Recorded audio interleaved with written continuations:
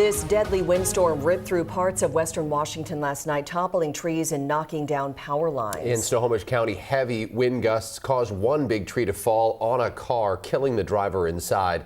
King 5's Drew Andre is in Monroe this morning where that crash happened. Drew, such a tragedy. It really is, Jake, just a real tragedy out here in Monroe. And as we're driving around, we can see some areas where there are trees that have now been cut up that have fallen down, and some power lines as well.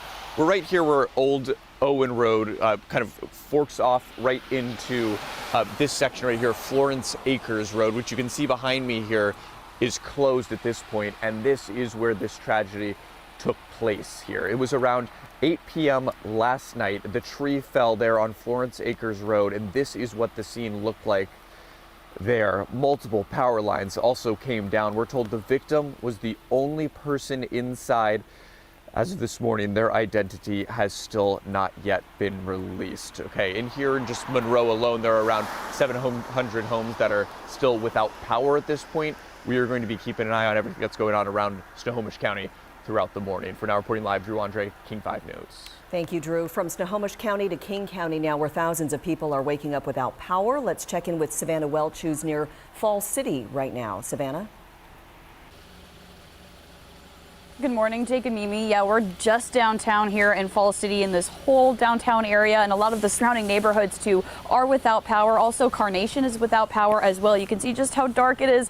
Those street lights are out, all the shop windows, just everything in general is out, and we've seen quite a few street lights as well. There were drivers taking it slow just because the lights are also out here completely in the dark. Just looking at PSC's outage map, there are about 2,000 customers here in the Falls City area that do not have power this morning.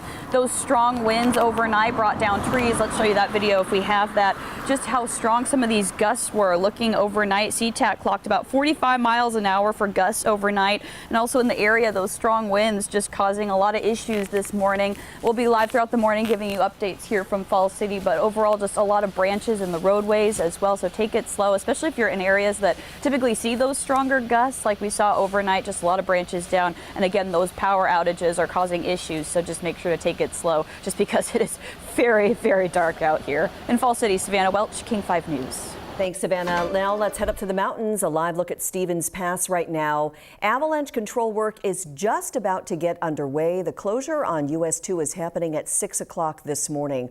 The blizzard warning for the Cascades just ended, but the snow is not done yet in the mountains. Another round will start later today, and by this time tomorrow, there could be 1 to 2 feet of fresh snow in the mountains.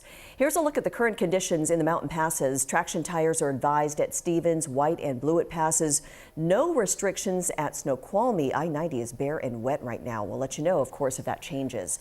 And we saw strong wind gusts across our region, especially in the mountains. Here's a look at some of the peak gusts. We saw 73 miles per hour at Snoqualmie Pass, Alpental 134, 59 miles per hour up at Crystal Mountain, and down in the lowlands we saw 44 mile per hour wind gust in Everett, a 36 mile per hour gust in Bremerton.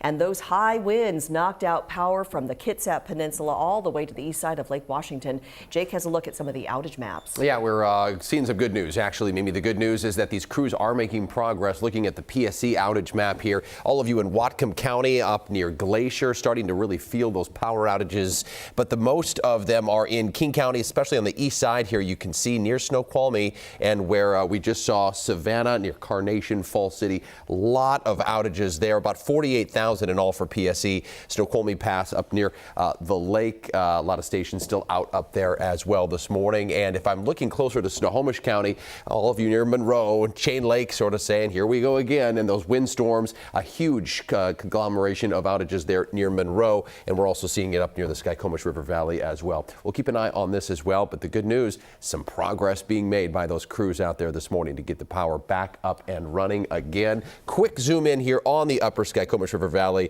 index. This area, you folks in that area are the ones really feeling the outages in the dark this morning. Hopefully you have some generators.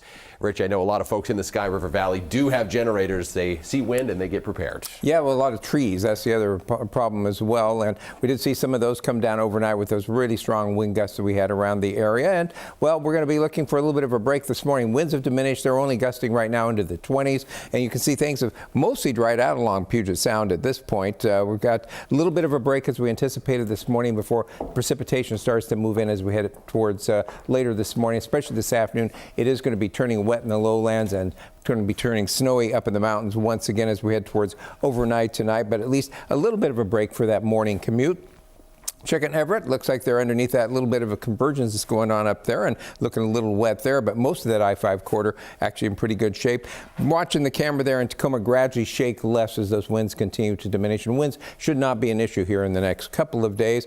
Checking our forecast in terms of first alert weather, that's going to continue through early on Saturday morning. Heavy rain and mountain snow along with a high avalanche danger. It might be a little mix of rain and snow around as we head towards late tonight and early tomorrow morning down to about 500 feet or so as we're going to get a little bit cooler air in here as we kind of swing back and forth. And of course, this applies to all of Western Washington, the Cascades, and the Olympics. Looking at our forecast in for Puget Sound, we'll see increasing chance of rain moving in as we head towards late this morning and this afternoon with high temperatures today in the mid-40s. We'll check out what to expect to end the week and the weekend coming up.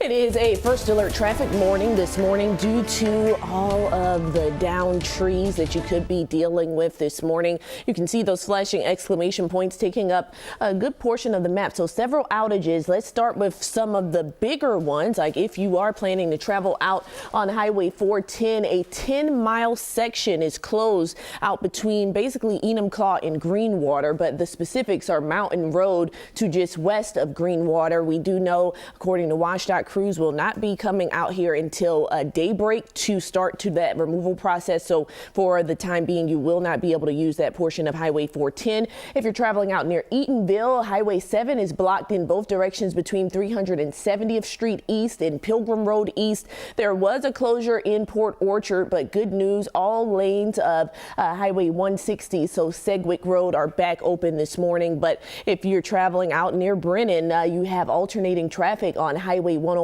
southbound out near Forest Drive because of fallen trees. And that's just a few of them this morning. So coming up in a few moments, we'll keep an eye on that. We'll talk about this incident in Snohomish County. Plus, I'll have a look at the impact on your ferries this morning because of the storm.